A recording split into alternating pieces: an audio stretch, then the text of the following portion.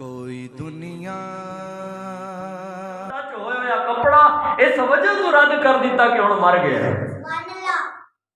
گن کھاواں گے حتیٰ کہ وہی باپ ہے کہ جن نے ساری زندگی انگلی پھڑ کے ٹورے جن نے ہر ضرورت پوری کی تھی جڑی حالت ہونا ہے نا بار بارش ہو رہی ہے کچھ ایسے بھی بابے نے کہ اپنی جوان اولاد گھر میں آرام کر رہی ہے تو وہ باہر کماون نکلے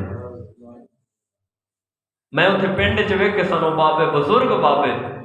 انہیں کھوتی پھدی ہوئی تے پٹھیاں جا رہے گبرو پتر رہے ہوندے لیکن بابا جا رہے یہ بابے دا ٹائم سمجھ دا تے آرام کرن دا سی یا پٹھے وڈن دا سی جڑا بابا اولاد دی خاطر اس میہ دے وچ بھی پٹھے وڈن جاندا پیا ہے اس بابے نو ہزاراں سلام ہے جڑا اج بھی اولاد دی خاطر اللہ دی رضا دی خاطر کون باپ جڑا اولاد کولوں کسی غرض لالچ یا کسی فائدے واسطے انہاں دی خدمت کر رہے ہیں کوئی ماں ہے ایسی کوئی ماں ایسی نہیں کائنات جڑی اپنی اولاد دی تربیت لالچ دی خاطر کرے یا کوئی باپ ایسا نہیں ہے کہ جڑا اولاد نو سارا دن ساری رات کئی مہینے کئی سال اس نیت تے کھواوے پواوے کہ مینوں اپنی اولاد نال کوئی لالچ نہیں اللہ دی رضا دی خاطر کر رہے ہوندے اس اولاد اگر وہ اولاد اتنا بھی نہیں کر سکتی کہ اپنے باپ نو غسل دے جاوے تو پھر اس تے تو اچھا میت آ گئی ہے میت نو لٹا دیتا ہے کپڑے اتار لو اگر جسم مجھے نرم ہے اگر نرم نہیں اکڑ گیا ہے تو کٹ دیو کٹ کے اتار دیو ساڈے کول کی کام کر دیں کہ کئی چیزاں دا اسراف کر جاندے ہیں اچھا ہن میت کے کپڑے اتر گئے اون دے اوتے سفید چادر نہیں بچھانی ساڈے کول نواں ایک ٹکڑا کپڑے دا جڑا میت تے بچھا دیندے نے کس واسطے کہ اینو ہن اسی ننگا نہیں چھوڑنا اینو غسل دینا ہے تاکہ اندر جسم کجیا رہے سفید کپڑا نہیں بچھانا کیوں نہیں بچھانا کیونکہ یا سفید کورا کپڑا بھجدا ہے تے کی ہو جاتا ہے میت دا سارا جسم ننگا ہو جاتا ہے کہ نہیں ہو جاتا جدو کورا کپڑا بھجدا ہے میت دا سارا جسم ننگا ہو جاتا ہے اور شریعت نے منع کیتا ہے کہ کوئی بندہ بھی دوسرے بندے دی طرف ہو او دے پردے دی جگہ تے نگاہ نہ کرنے پہلے کی دھونا ہے چہرہ دھونا ہے 3 دفعہ مڑ 3 دفعہ کونی سمیت او دا سجا بازو مڑ کونی سمیت او دا کھبا بازو مڑ اون دے سر دا مسا کرنا مڑ اون دے پیر دھونے پہلے سجا پیر 3 دفعہ اور پھر کھبا پیر 3 دفعہ ہن جدوں اے وضو کروا رہا ہے اسی ہنے کوشش کرنی ہے کہ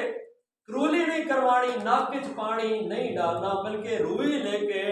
اونوں بھے کے او دے ہونٹاں تے او دے دنداں تے او دے ناک وچ مار لینی یا او دے کناں دے اندر مار لینی روح بھے کے اچھا ہن کی کرنا وضو ہو گیا ہن اونوں غسل دینا ہے غسل کیویں دینا ہے سب تو پہلے او دا سر دھونا ہے سب تو پہلے کی دھونا ہے سر دھونا ہے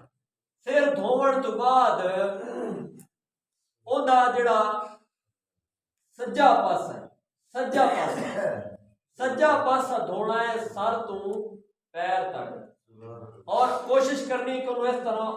کھبے پاسے دی طرف کروٹ کر کے اوندا سجا پاسا اگوں پیچھے دھو لو توڑ دی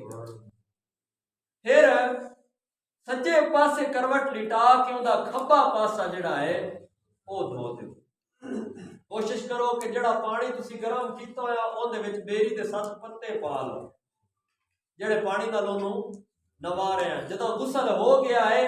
آخر تے 1 لوٹا 2 لوٹے کفور ملیا پانی جڑا ہوندا ہے مشک کفور والا او پانی جڑا ہے 1 لوٹا سر تو پیراں تکر بہا دیو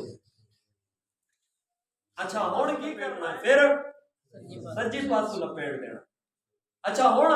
آخری چادر رہ گئی آخری چادر کیڑی ہے آخری چادر ہے سینہ بند ਜਿਹੜੀ ਸਭ ਤੋਂ ਥੱਲੇ ਅਸੀਂ ਵਿਛਾਈ ਹੋਈ ਆ। ਹੁਣ ਪਹਿਲੇ ਉਹਦਾ ਖੱਬਾ ਪਾਸਾ ਚਾ ਕੇ ਸੀਨੇ ਤੇ ਲੈ ਆਉਣਾ ਔਰ ਫਿਰ ਉਹਦਾ ਸੱਜਾ ਪਾਸਾ ਚਾ ਕੇ ਸੀਨੇ ਤੇ ਲੈ ਆਉਣਾ ਔਰ ਫਿਰ ਉਹਦਾ ਦਰਮਿਆਨ ਦੇ ਵਿੱਚੋਂ ਵੀ ਬੰਦ ਦੇਣਾ ਹੈ ਔਰ ਪਾਉ ਔਰ ਸਿਰਹਾਣੇ ਵਾਲੋਂ ਵੀ ਬੰਦ ਦੇਣਾ। ਹੁਣ ਉਹਦਾ ਚਿਹਰਾ ਨਹੀਂ ਖੋਲਣਾ। ਸਮਝ ਆ ਗਈ? ਕਫਨ ਦੀ ਸਮਝ ਆ ਗਈ, गुसल की समझ आ गई। अल्लाह ने चाहा तो इंशाअल्लाह अज़्ज़ा वजल चूंकि वक्त हुण बिल्कुल खत्म हो गया बयान दा, इंशाअल्लाह असी अगले जुम्मे ते मेरी नीयत है कि मैं तुहानू प्रैक्टिकली करके समझा देवां और इंशाअल्लाह अल्लाह ने चाहा तो इस तरह करके असी ये बुनियादी गल्लां सीखते जावांगे। सीखण दी नीयत है सारियां दी इंशाअल्लाह। ये नीयत लेके आनी है कि मस्जिद जुम्मे वाले दे बयान ते असा कोई ना कोई नवी गल सीखनी है इंशाअल्लाह, जेड़ी मेरी जिंदगी विच बड़ी जरूरी है और वो गल ही मैं सीख के आके घर सिखानी है इंशाअल्लाह। नीयत है इस चीज दी इंशाअल्लाह। अल्लाह सानू सारियां नू अमल दी तौफीक अता फरमाए। आमीन।